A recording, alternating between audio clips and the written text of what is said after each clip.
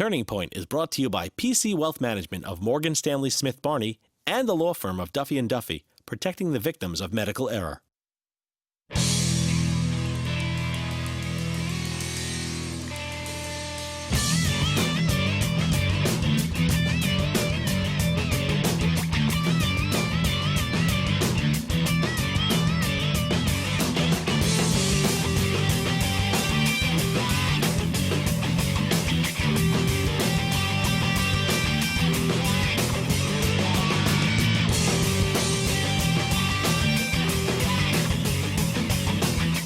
Welcome to Turning Point.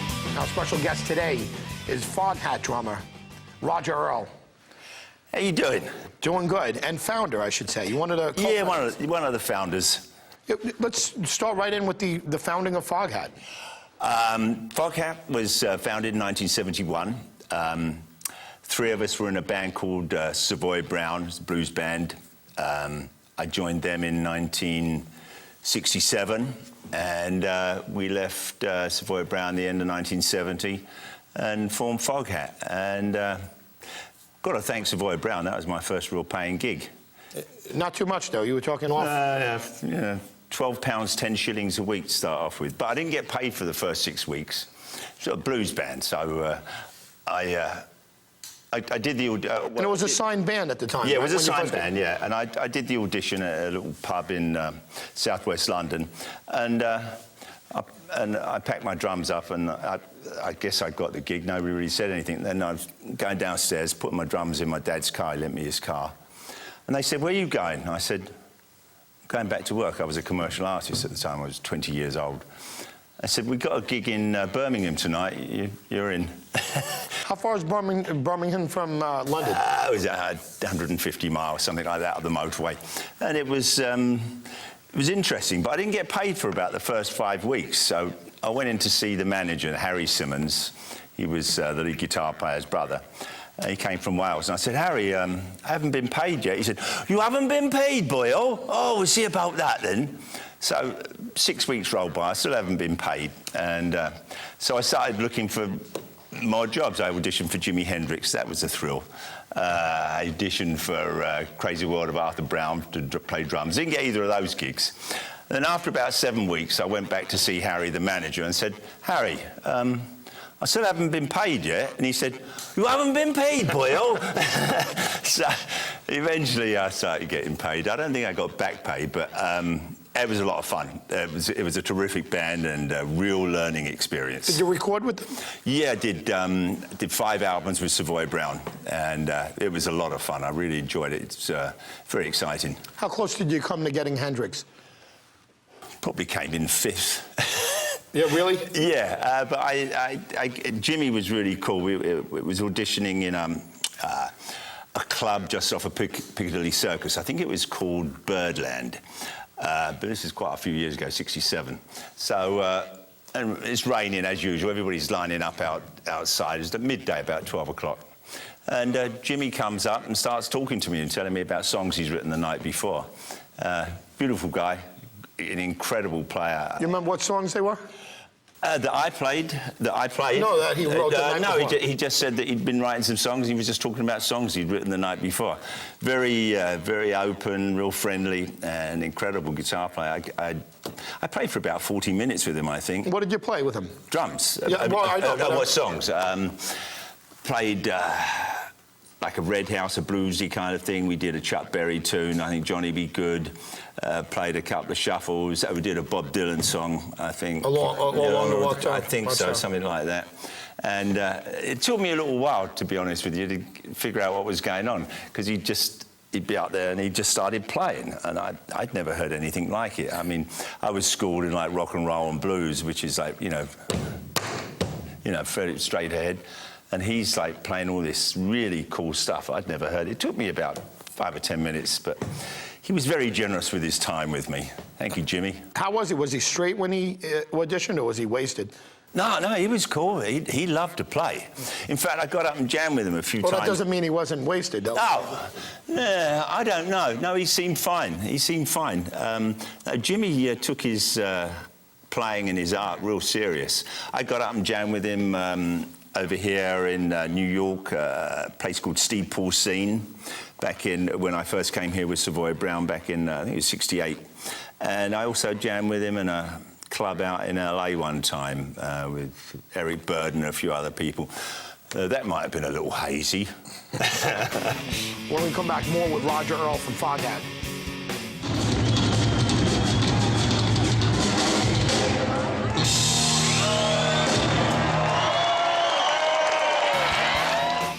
Turning Point with Frank Mackay is brought to you by Smith & DeGroat Real Estate, serving the tri-state area since 1955, and CAI Insurance Solutions since 1961. On the web at www.conferenceny.com. Today at Atlantic Honda, we decided to interview some real customers. Family-oriented, and I really like the spot. The price is fantastic. I wasn't even planning on getting a brand new car, and I wound up getting no 12. Lease a 2012 Civic LX for just $89 a month. Lease a 2012 Accord for just $139 a month. So much to choose from, it was hard, you know. Got 10 cars to them. Have a very good finance program. This surpasses anything we've ever experienced in other Honda dealerships. Visit AtlanticHonda.com. Hi, I'm Kevin Jonas. And I'm Danielle Jonas. And we chose to have our wedding at Ohika Castle because it's an amazing place where dreams can definitely come true. Ohika is a real-life castle built back in 1919 by Otto Hermann Kahn. During the Roaring Twenties, he entertained famous celebrities such as Charlie Chaplin and Enrico Caruso. Lots of cool stuff happens at Ohika Castle, like weddings, bar and bat mitzvahs, sweet 16s, and historic mansion tours. And this is Ohika Castle in Huntington, New York. So we love it there, and we cannot wait to go back. We were dealing with a mountain of credit card debt, and we didn't know what to do. Being in debt is a nightmare. The constant phone calls, the stress, and the damage to your credit report.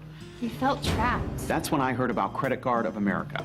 They're a non-profit, licensed debt management company dedicated to getting people like us out of credit card debt. If you have over $2,000 in credit card debt and are at least 30 days behind on your payments, then Credit Guard of America can help you. They have a wide variety of programs that stop the harassment and reduce your monthly payments by up to 50%. Call Credit Guard of America right now and get free of all credit card debt like we did. I felt safe knowing that Credit Guard of America is a not-for-profit company. We wanted a company that we could trust. And Credit Guard of America has helped thousands of Americans get out of credit card debt. One phone call changed our financial future, and it can do the same for you. Late fees and interest are putting you further in debt at this very moment. Do the smart thing and call Credit Guard of America right now. Don't wait. Call immediately. It's time for a new beginning. And we're back with drummer Roger Earl of Foghat. Hello, Frank. We talked about Savoy Brown. Yeah. Before Savoy Brown, actually, let's go way back. First time you picked up a set of drumsticks. Well, actually, the turning points. We're not there yet, but go ahead. Okay. I was 12 years old first time I picked up a pair of drums, 12, 13. I used to work after schools, and I had a job at the local bakery on Saturday morning. So was this your turning point? If this is your turning point, let's go into it. Oh, is that all right? Yeah. All right.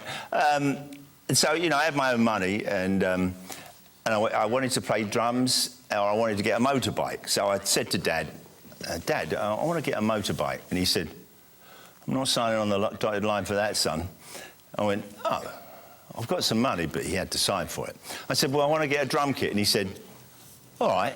But he said, before you do that, I've got a friend who's a teacher who teaches drums. Why don't you go and hang out with him for a while? So I took drum lessons for about 2 years. Chris Hayes, I think his name was. Terrific teacher. And off I went. Got my first drum kit when I was 15 years old. But your first band? First band was a band called The Tramps. They were a bunch of guys that I went to school with. They had a band like when they were 12 years old, and I joined them when I was 16, 17 years old, I believe. Ray Dorset was a singer who was the lead singer in Mungo Jerry, had a big hit. In the summertime, sure. And two other guys, Dave and Dick, were the guitar player and bass player. I'm still friends with everybody. You didn't play on that song, did you? No, but I did play on the first album they did. I did some session work back then. Is that the first recording you did? Yeah. No, it wasn't the first recording. I was already recording with Savoy Brown by that time when Mungo Jerry was working. But yeah, the first band I was with was The Tramps. Not the disco band. Right, not to be confused with not to be Saturday confused. Night Fever and stuff. Foghat. You left Savoy Brown, three of you, and you formed Foghat. How soon after forming Foghat did you get a record deal? That's interesting. Well, when we left Savoy Brown, we sort of left under somewhat of a cloud. The manager, Harry, you've heard of Harry, decided that we would never work again in England if we left the band. True to his word, he stopped us from working in England. He managed Savoy Brown and Chicken Shack, who was another big band over there. So we had some money saved, and we just started writing, rehearsing. We did about 7 or 8 songs at Abbey Road Studios, and our manager, who's a good friend of mine, Tony Otida, came from New York, Long Island, and he took the demos, which were pretty good. We had 6 or 7 songs, to all the major labels all over the country, all over the world, or the States and Europe, majors and minor labels, and they all turned us down.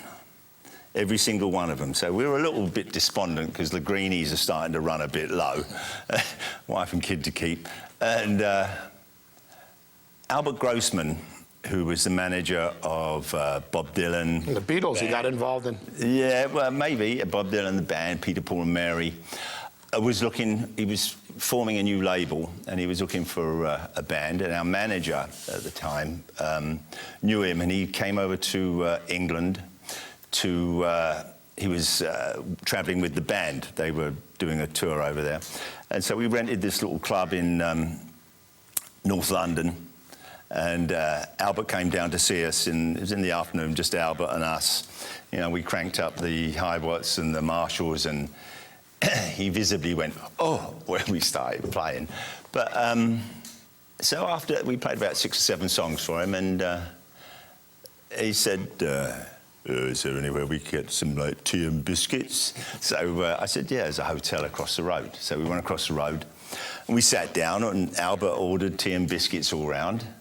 And then he looked around at us like this. He's a very striking man. He had big, long silver hair and ponytail. And he looked around and he said, well, hey, let's do it. And I knew that, you know, because of Albert's past, that meant we were on our way. And true to his word, he sent us $10,000 a couple of weeks later, and we started recording our first album. In England or in America? Actually in Wales, a place called Rockfield, and Dave Edmonds, who's a fantastic producer, singer and performer, became our producer on that first album. What was in the first 7 songs that you gave to him? Do you remember? Yeah, we did a version of I Just Want to Make Love to You, which eventually became a hit. Fools Hall of Fame. 5 or 6 of the songs that were on the first album, so, yeah. It worked. What label did it appear on? What was the name? Bearsville Records. Oh, Bearsville. Yeah. Todd Rundgren. Yeah, that's right. Todd, in fact, played on the first album with us as well. He played piano and some guitar, helped out on some mixing for us. We had a lot of help on the first record. Are you still close with Todd? I haven't seen him in a while, but yeah, we always got on really well. He's a great talent, great guitar player as well, and great singer, great songwriter. Great songwriter. When we come back, more with Roger Earl. We'll talk about his touring, his first touring with Foghat. We'll be back.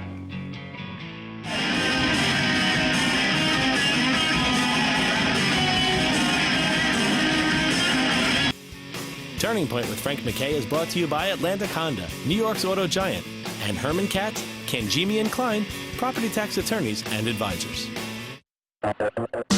Today at Atlantic Honda, we decided to interview some real customers. Family-oriented, and I really like the spot. The price is fantastic. I wasn't even planning on getting a brand new car, and I wound up getting an 12. Lease a 2012 Civic LX for just $89 a month. Lease a 2012 Accord for just $139 a month. There's so much to choose from, it was hard, you know. Got 10 cars to them. Have a very good finance program. This surpasses anything we've ever experienced in other Honda dealerships. Visit AtlanticHonda.com. Hi, I'm Kevin Jonas. And I'm Danielle Jonas. And we chose to have our wedding at Oheka Castle because it's an amazing place where dreams can definitely come true. Oheka is a real-life castle built back in 1919 by Otto Herman Kahn. During the Roaring '20s, he entertained famous celebrities such as Charlie Chaplin and Enrico Caruso. Lots of cool stuff happens at Oheka Castle, like weddings, bar and bat mitzvahs, sweet 16s, and historic mansion tours. And this is Foghat Castle in Huntington, New York. So we love it there and we cannot wait to go back. Why spend more than you have to on your life insurance? Did you know that term life insurance rates have fallen more than 60% in the past 15 years? I'm Byron Udell, founder of AccuQuote.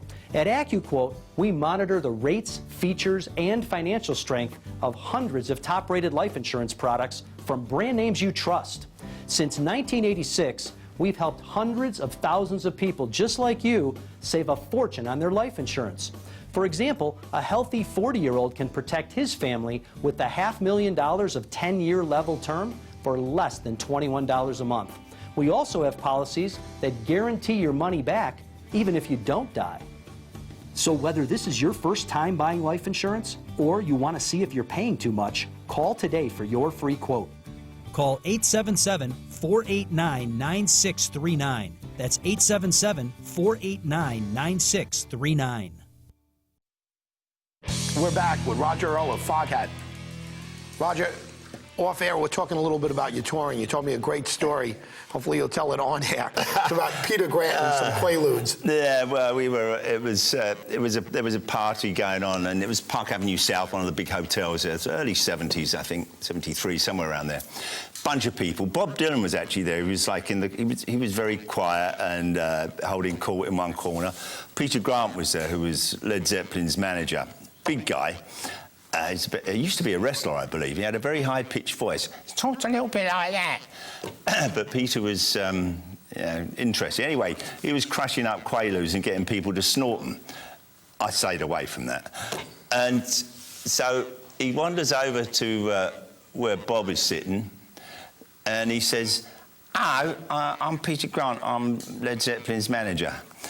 And Bob apparently looked up and said, "Don't tell me your troubles. I've got troubles of my own." I think the rest of the song goes, "Leave me alone, tell it to a friend." But I digress. Yeah.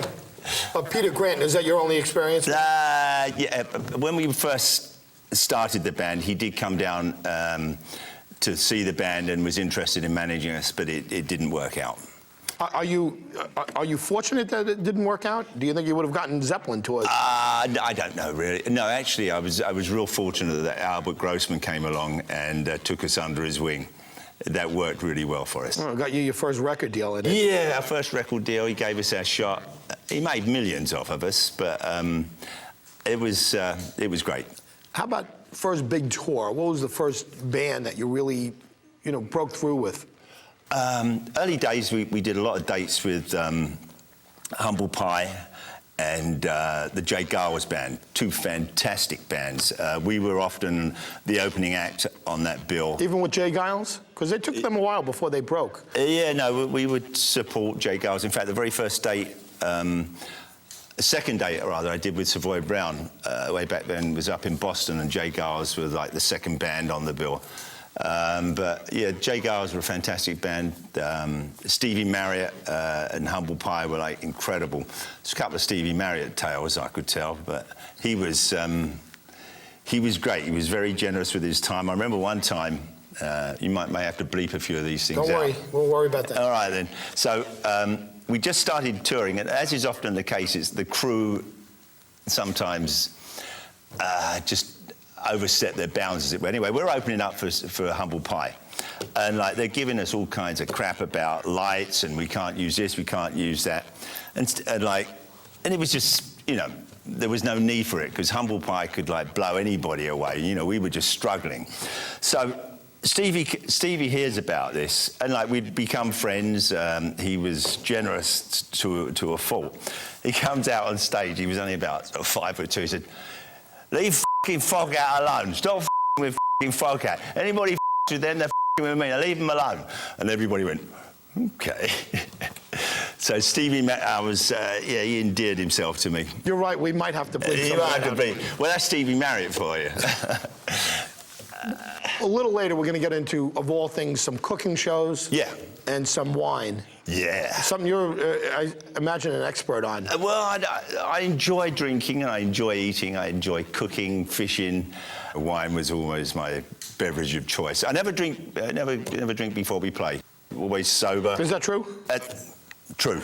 Not all the guys, though, right? I played with a few hangovers over the years, but no, we all, being sober before you play, you know, being a musician, this is like, you know, we earn a living doing something we really enjoy. You get that 1 hour, hour and a half, 2 hours to play each day and get it right. You know, why mess it up by, you know, being drunk? Or you don't need it. Afterwards, we're allowed to imbibe. Right. No, there's no law against that. No, not at all. We'll be back right after this with Roger Earl.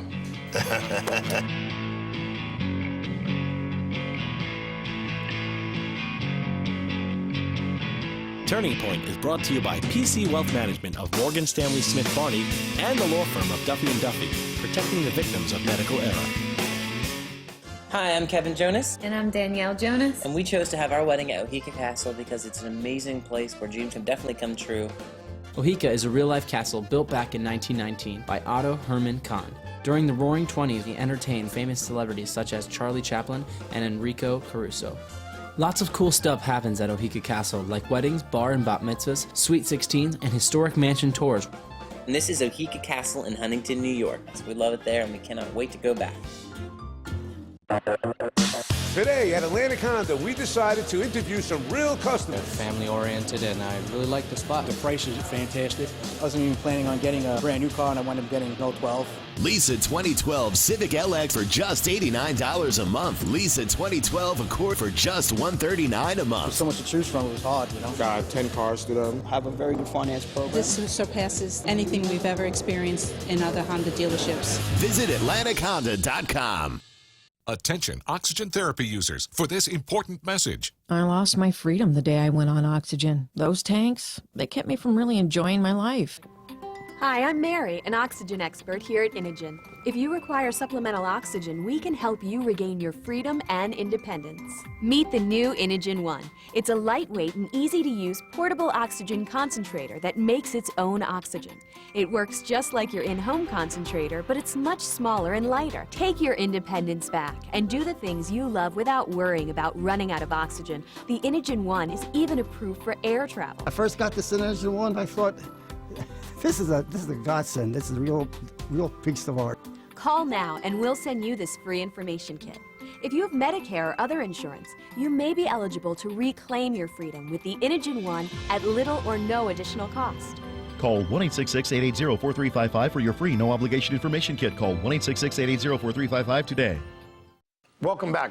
As you can see, we're going to talk a little bit about Foghat wine in a little bit. But in between the break, you brought up an interesting turning point. Let's talk about it on air. I was about 12 years old.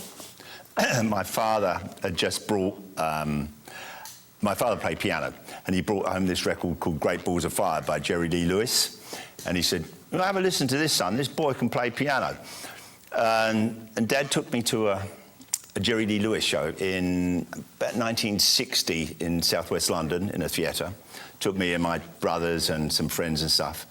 And that was the turning point. Jerry Lee Lewis playing piano, and he brought his own drummer over from the States.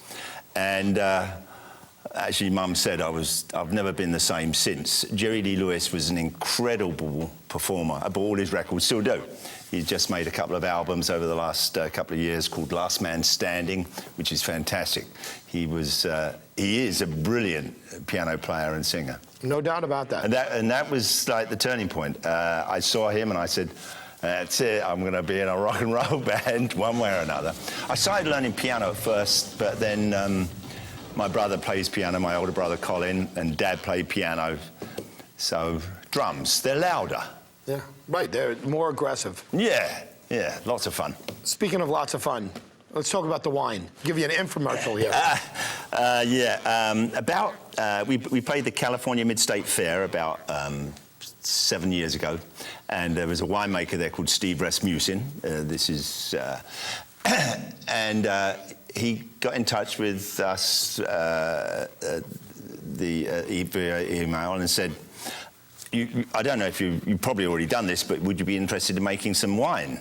And I said, this sounds like a good idea. So we went out and talked to him. Why would you assume that you would have done that already? Well, I don't know. He that's what he said, was no, we'd love to make some wine. So the first one we had was a 2005 Cabernet. It comes from central coast of California. We have 2007, no, this is a 2008 Chardonnay at the moment, and we have a 2007 Cabernet Sauvignon.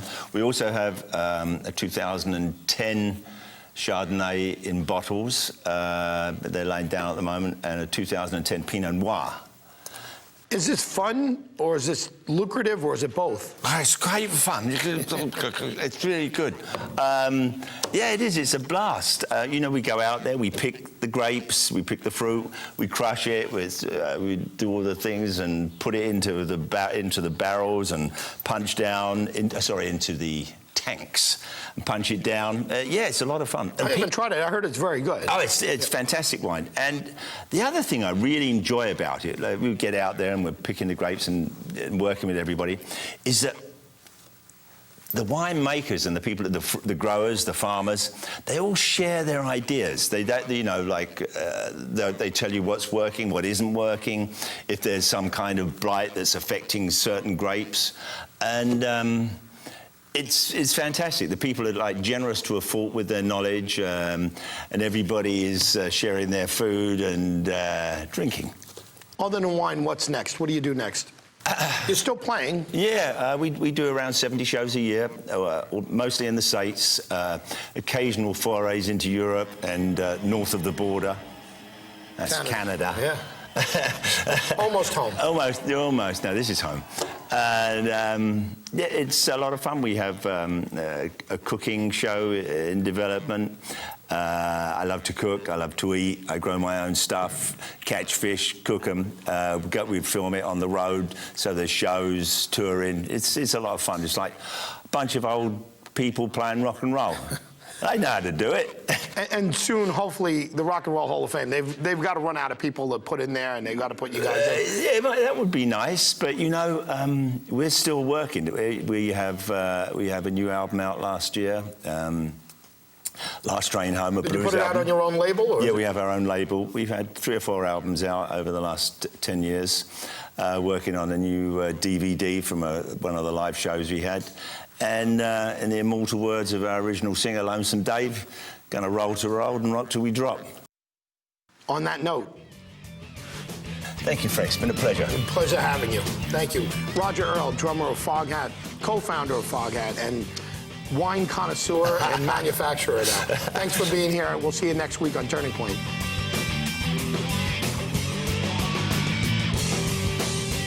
You said you passed up on the crushed Quaaludes. How much of the drugs and alcohol did you get into? Well, I've always liked to drink. I could never get it above 135, 136 miles an hour. The reason being, the nose would come off the ground. I don't do things like that anymore. In fact, I'll call him right now. Okay. Let Linda talk to him. I don't want to do business. Yeah. I'm a f***ing artist.